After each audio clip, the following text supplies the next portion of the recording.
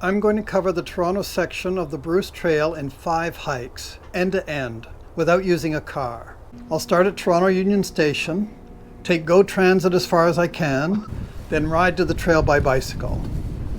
The Toronto section measures 50 kilometers. On each hike, I'll cover about 10 kilometers, go back for my bike, and ride back to the nearest bus. The first hike starts underneath Highway 401 outside Milton and leads into a beautiful spruce forest. I'll watch for the spot where Philip Gosling painted the first trail marker and a ghost bike on a tricky stretch of road. I'll cross the stunning Dufferin Quarry Bridge and follow the trail along the Niagara Escarpment where 500-year-old cedar trees cling to the cliff edge.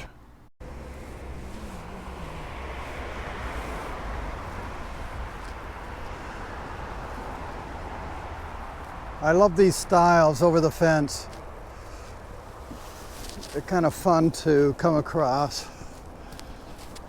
And I see what I have been looking for, which is the plaque to the first blaze. Near this spot, the first blaze on the Bruce Trail was painted in July 1962.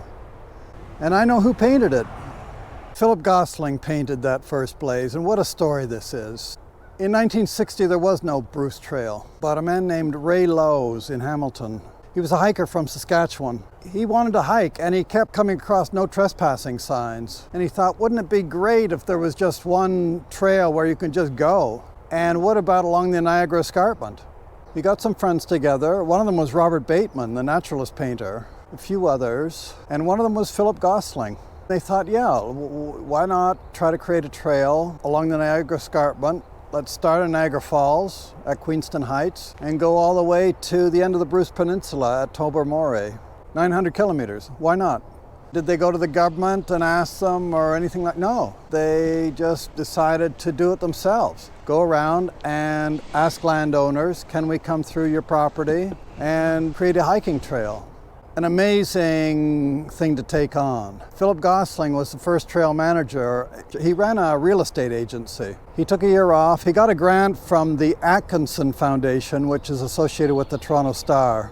It was only $12,000, but he took the year and he just went. He had other volunteers helping him, but he approached landowners along the trail and said, would you give us permission to create this trail? And amazingly, the idea of a 900 kilometer hiking trail just kind of appealed to people, and they said yes. Most of them said yes. Sometimes you'll see that the trail goes along the road, missing some properties, but mostly people said yes. Then in 1962, Philip Gosling was here marking the first blaze on the tree, and that is a real characteristic of the Bruce Trail. That's a signature of the Bruce Trail, these white blazes. One blaze means you're doing great, keep going straight. 2 blazes, one off and to the right, means turn right. 2 blazes, one off and to the left, means turn left. So you can never get lost. Philip Gosling went on to do other things, but this was one of his great achievements. He is now 91, and he is the honorary president of the Bruce Trail Conservancy. I love coming to the Bruce Trail, love hiking along the trail. During the lockdown, I really missed it. This is the Toronto section, but we weren't allowed. If you live in Toronto, which I do, not allowed out of Toronto, out of the Toronto Health region. I've just come out on number 6 side road, and this is a bit tricky because that is a long hill. So the trail markers are suggesting you cross the road right here so that if a car comes over that hill, you've got plenty of time to see it. It's a tricky road. You can see there's really no shoulder. And to solve the problem, the Toronto Bruce Trail Club got permission to run the trail on private land, but inside the highway fence, just to keep people safe. Here's a reminder how tricky this stretch can be. A ghost bike, a memorial to a cyclist killed on this hill 2 years ago in 2019. The bike belonged to Angelo D'Amato from Guelph, 65 years old. The photo shows him quite a bit younger. What a tragedy. Cycling was his favorite pastime, the story says.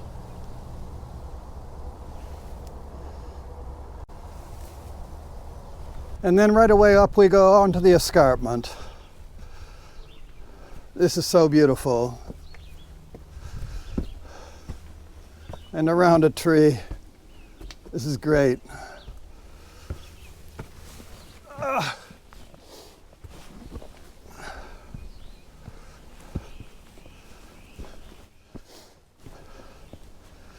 And we're really getting into the kind of trail that Bruce Trail hikers love.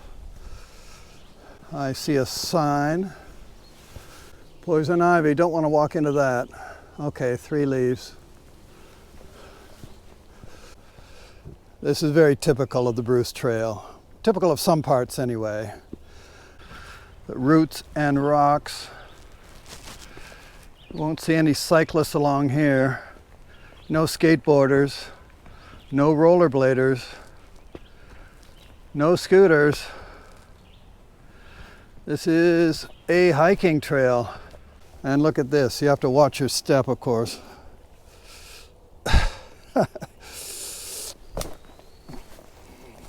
Look at these cedar trees.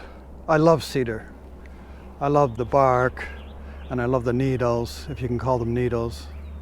Some of these are supposed to be like 500 years old, and they just cling to the escarpment. Let's see if I can get a shot of this. I don't know where that trunk is coming from. The tree just grows up out of the rock, right at the edge of the escarpment, and you can see a lot of other trees are doing the same. And that is typical all along this ledge. We're coming up to the famous Quarry Bridge. This is fabulous. Steel bridge opened in 1991, and it spans this gap in the Niagara Escarpment. Look at this.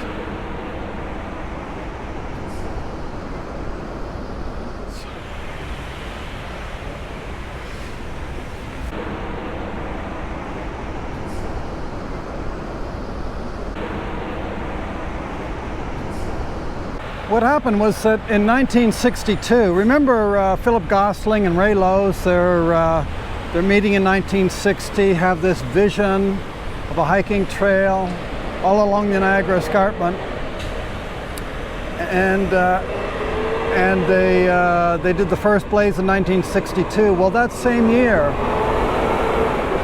wow, it's noisy. That same year, 1962, a quarry company came along and blasted right through the entire escarpment. You can see these great cliffs on either side.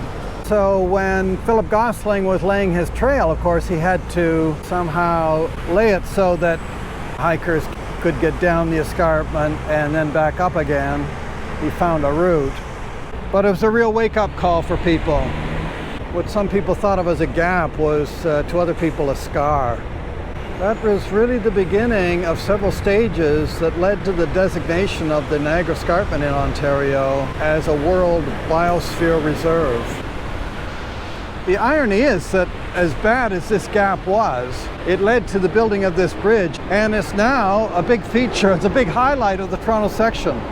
So sometimes what's a bad thing becomes a good thing. And around the corner here, I just want to see this.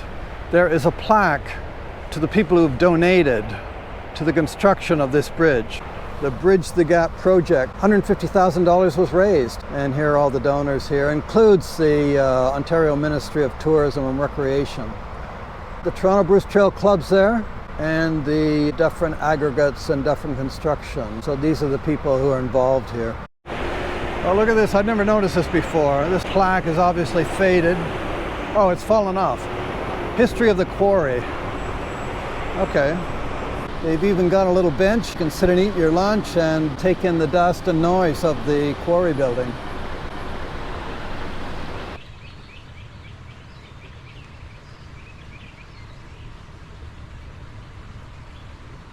Okay, I've made it to my destination, 11-kilometer mark. This is Pear Tree Park, the plaque garden. These are plaques to people who've donated to the Bruce Trail. Bruce Trail needs money for maintaining the trail, but also they buy up land along the trail to keep the trail in perpetuity. So if land becomes available and they got the money, they buy it. And you know, if they got a plaque, they've donated generously. Here's a nice one. There's no better way to introduce children to the wonder and glories of nature than the Bruce Trail. Shirley Grant. So there's quite a few plaques. Here's a standalone one, and I recognize the name on this one. Marlis Butcher. She is kind of a modern day Philip Gosling. She has contributed so much to the Bruce Trail in various executive positions, as trail director of the Toronto Club, and she's got a book out. She's written a book called Park Bagger. She's been to all of Canada's national parks, 47 of them. So a great naturalist, great adventurer, and a great promoter of the Bruce Trail.